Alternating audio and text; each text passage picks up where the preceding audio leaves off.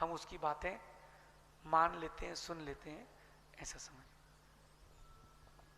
अगली जिज्ञासा के लिए तैयार रहेंगे मनीष सरगम जी। चारों मुनिराजों के चरणों में नमोस्तु नमोस्तु नमस्कार। महाराज श्री, यदि हर आत्मा अमर है तो डर का अस्तित्व क्यों है? हर आत्मा अमर है तो डर का अस्तित्व क्यों है? देखिए, ऐसा है कि डर का अस्तित्व वो आपके अनादि के कर्मों के कारण है। डर है, जिसके पास जितने प्राण होते हैं उसको उतना बड़ा डर होता है। एक गरीब जिसके पास धन संपत्ति नहीं है, एक झोपड़ी में है और उसकी पूरी पूंजी 100 रुपए की है, पूरी पूंजी, वो कहीं भी किसी भी फटे से जेब में रख के चल देता है, उसको कोई डर नहीं रहता। क्यों नहीं रहता? उसके पास कुछ है ही नहीं, जगह उसकी है नहीं, झोपड़ी को झाड़ लेगा तो कोई बात नहीं, फिर 4 डंडे निकाल लेंगे। तो जिसके पास जितनी अधिक चीजें होती है उसके पास उतना अधिक डर होता है। और वो डर इसलिए होता है क्योंकि अनादि से हमारे संस्कार वैसे रहते हैं।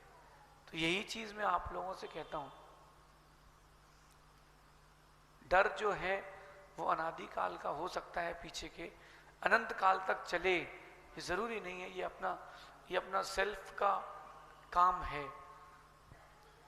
अमर आत्मा है, थी, रहेगी, लेकिन जब तक संसार में है ये संज्ञा उसके साथ लगी है।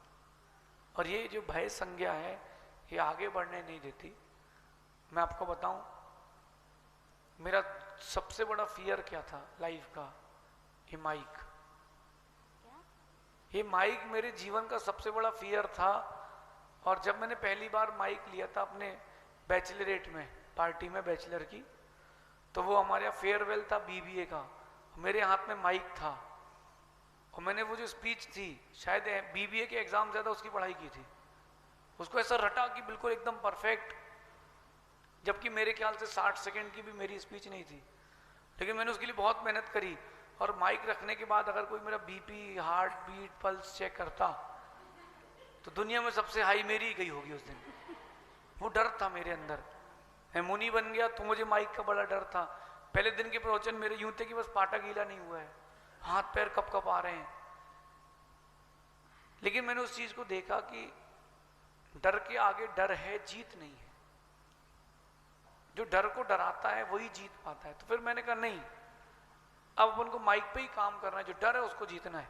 तो मैं जब बैठता था ध्यान करने, समय करने, उसके बाद में 15 मिनट बैठ के प्रवचन करता था मन में ही कि माइक मेरे सामने है और चालू हो गया। मैं जो पब्लिक दिख रही थी उसी के सामने चालू कर दिया, मन में ध्यान में, कमरे में कोई नहीं है, लेकिन मैंने उस डर को भगाया है, उससे लड़ करके करना चाहिए। जैसे किसी को, आप लोगों में से किसी को छिपकली से डर लगता है क्या? फोबिया हो जिसको, छिपकली देख करके ऐसा लगता है हे भगवान, है क्या किसी को? है ना? जिनको छिपकली से डर लगता हो उनको एक रबर की छिपकली लेके आना चाहिए, उससे दिन भर खेलना चाहिए।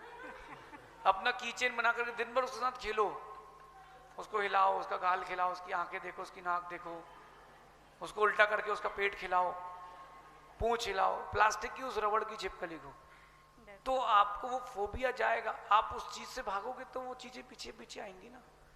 तो डर अमर नहीं है। अगर डर को आपने एक बार डरा दिया, डर अमर नहीं है। पहले मुझे डर लगता था कि प्रवचन कैसे करूंगा, क्या करूंगा, अब मुझे लगता है कि वो डर ही मेरी ताकत है, ऐसा समझिए। नमस्ते। अगली जिज्ञासा के लिए तैयार।